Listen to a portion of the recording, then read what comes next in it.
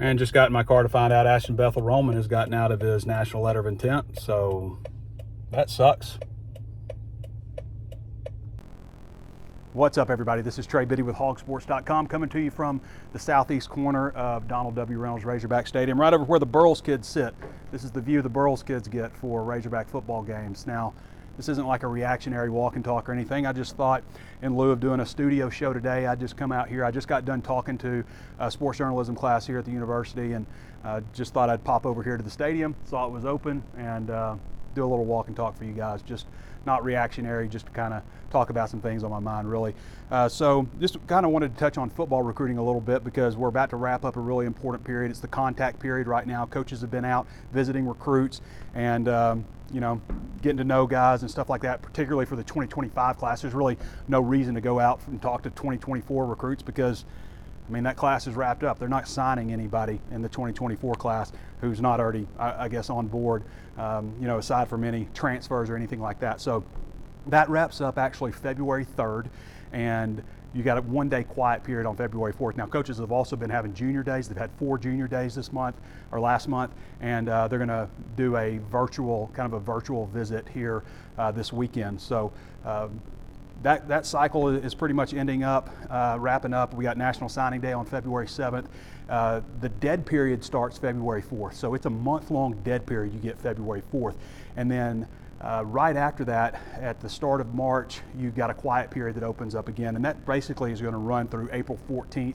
So throughout, you know, spring break, basically throughout spring football. So that's a good time. A quiet period means that recruits can come and visit you on campus, but you can't go visit them off campus. That's the definition of a quiet period. It doesn't have anything to do with like phone calls or anything like that. So there'll be a lot of prospects coming up and visiting during that time, obviously, but coaches can't go on the road. And then you have spring football. I've kind of talked about the calendar a little bit, how I expect things to play out. I think you've got, you know, I think March 7th will be the start date. They'll hold 5 practices before spring break. So leading up to about March 14th, they'll have those 5 practices, then they'll go on spring break, and then it'll be every Tuesday, Thursday, Saturday, all the way up until about April 13th, which is what I'm expecting the red-white game to be. Pretty much covered that in another walk and talk, I know, but another important time coming up after that, starting on, I believe, April 15th, is another quiet period, another contact period. So the contact period at that point, you get 140 days all the way up until May 25th. So you get 140 days, and I'll explain what that means exactly, to go out and visit prospects. So a day is basically the time when one coach is out on the road. I bet there's a lot of people who out here haven't seen this concourse area in the south end zone. You can see, you know, they've got former All-SEC, All-Americans and stuff. There's Darren McFadden, of course, Leo DeSera, Stan Hampton, Billy Ray Smith, Felix Jones over there. It's a good spot. It's a good spot to be in. Ken Hamlin. So you've got 140 days to go out and visit recruits. So if you send 7 coaches out on one day, say on April 17th, you send 7 coaches out, that counts as one day. Or excuse me, that counts as one day for each coach. So that's 7 days in one day, if that makes sense. So 140 days, you can knock out 7 days in one day, you know, if you send 7 coaches out on that day. So, you know, that's just kind of how that works. It's an important time because you really start to see a lot of commitments then. I think 2 of Arkansas's highest rated commitments actually pledged to Arkansas in April. June and July is also a very busy month for recruiting when you see a lot of commitments roll in. It didn't used to be like that. Back, you know, 10, 15 years ago, it was like, you know, you'd get half your class during the football season, and then you get the other half, you know, a little bit later, you know, kind of in December and especially January. And now you don't really get any recruits in January anymore. Here's a look straight on from the south end zone. Guys probably don't want me in it. There you go. That's the look from these seats over here. These are good seats right here. I've sat here plenty of times before I was in sports media. So that's pretty much the recruiting calendar that's coming up. It's a very important time. The calendar has changed a lot. You know, like June and July used to kind of be quiet months for Danny West. But if you want to follow like kind of all the stuff that's going on with who coaches are visiting and that kind of stuff, I believe Marcus Wimberly recently was visited. Then you can go to HawgSports and read all that stuff, HawgSports.com, just $1 right now for your first month. As we get kind of close to football season. Now, basketball, obviously great to see them get a win on Saturday, or excuse me, on Wednesday. Man, these days are running together, I can tell you that. I've been quite busy. I saw 2:51 a.m. last night was the last number I saw before my head hit the pillow. But and it's just because they won. I wanted to put out a lot of content. So finally won. First road win of the year, 91-84. I believe that's the score. I should know it. I've written it so many times. In Columbia, Missouri's not a very good basketball team. People hadn't just been smacking them around like Arkansas kind of did for a while there. But so I don't know that you can take it and say oh, everything's better now. They've changed everything. They fixed it, because there's still a lot of things to fix with this team, and that doesn't just mean everything's going to be better. I thought it was cool they had Keon Minifield out there with Layden Blocker at the same time, and a lot of people might say, well, they found their starting five with this group, and I like the group that they had out there. I love that Mekhi Mitchell is really starting to turn things around and be really even better than he was last year. I mean, he had a career game on his birthday. He turned 24. Shout out to Mekhi Mitchell also, who's at Little Rock. It was his birthday yesterday also, obviously. So, but with Jalen Graham, who had a really nice game, had 3 blocks, 4 assists, I believe, 13 points, and fouled out with 5 minutes left. And Chandler Lawson did some good things. I thought it was a good group to have out there. I just don't know that it's practical, when you play a team like LSU, where the off guard is going to be 6'6", to have Blocker and Minifield out there at the same time. With Missouri, their guards were shorter, so it kind of fit what they were doing. Love seeing the points in the paint. What was it, 56-30 or something? I mean, Musselman's mandate. If you're out there shooting a bunch of three-pointers, you're going to get yanked and probably not go back in the game. So the players adhered to that. There's been a lot of rumors going around with basketball, obviously. Some of it's annoying. With Musselman, I don't think that the guy is going to just be at Arkansas for his entire coaching career. I think I would love that. I would love if he was at Arkansas his entire coaching career. I think he's a hell of a coach. I really do. I think Arkansas is lucky to have him. And in this time, there are times when I'm watching basketball games and things aren't going well, and I get it. Fans are frustrated and upset, and they want to win. The expectations were really high this season. But there are times where I just want to go, and it's kind of quiet in Bud Walton. I want to just go man, right now would be a good time for a hog call, something to energize them. And I kind of feel like that off the field, off the court a little bit too. Man, it'd be a good time right now for a hog call. Show Eric Musselman, how much you support him and how much you appreciate him. And I know most fans out there do. It's just, a vocal group that is frustrated. And I get it. I totally get frustrated and getting mad and, having emotions and stuff. This is an emotional sport.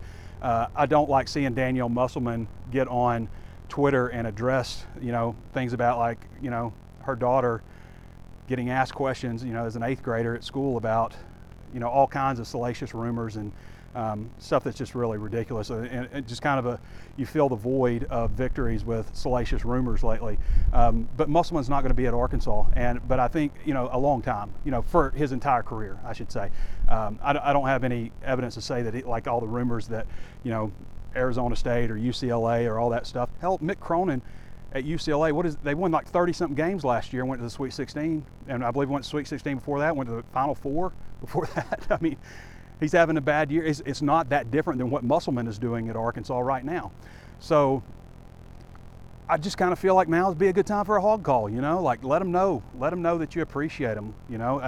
I hate when it gets negative like this. And again, I understand there was high expectations for this season. I just at the same time feel man, maybe it would be a good time to right now, when things aren't going so well, Razorback fans, to show them how much you appreciate them and how much you love them, because Eric Musselman's the greatest Arkansas basketball coach in a quarter century, and it's not even close.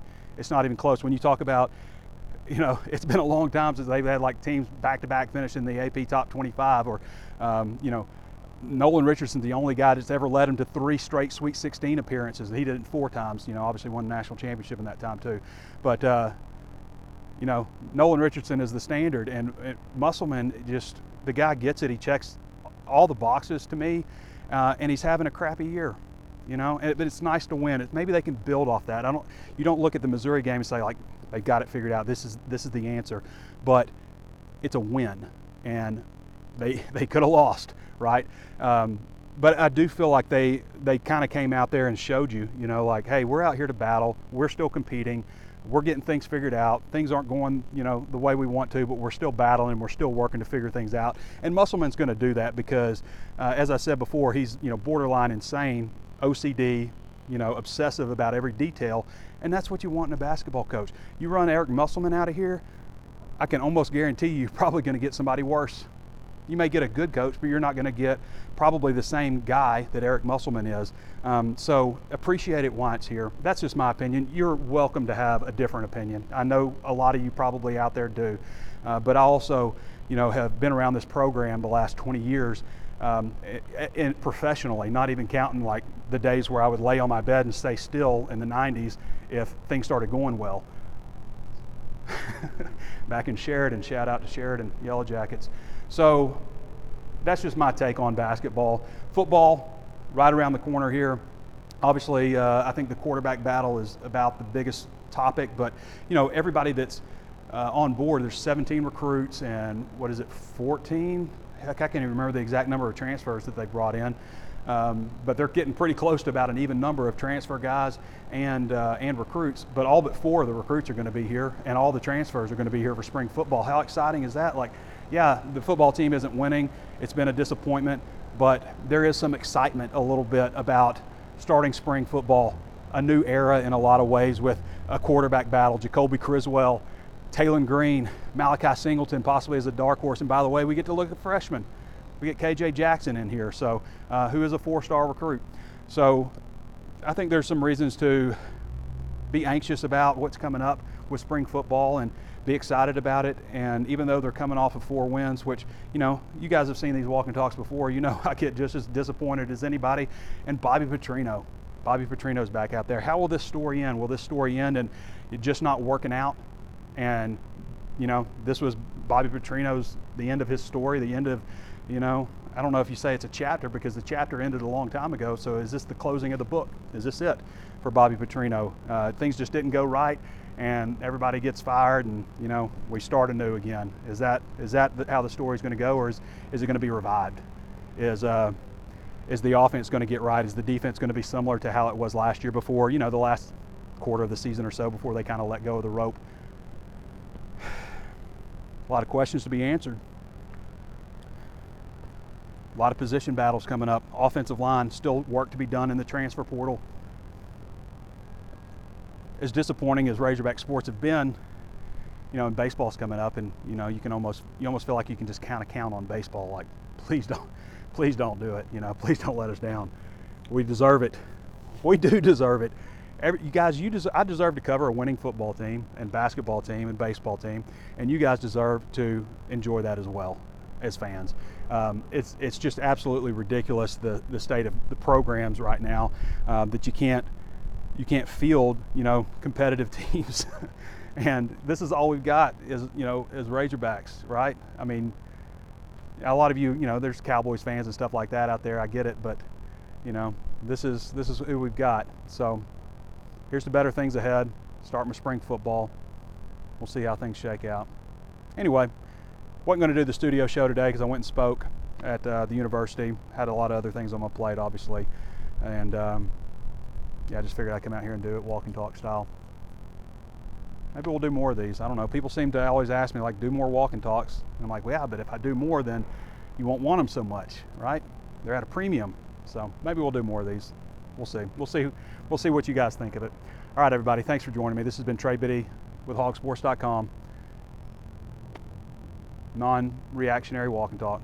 Sign up at HawgSports if you haven't done so already, guys. We got so much content coming out. Spring football's right on the horizon. I mean, you know you're going to want the inside information. So nobody delivers it like HawgSports. All right, everybody. Thanks for joining me. This has been Trey Biddy with HawgSports.com. We'll catch you next time.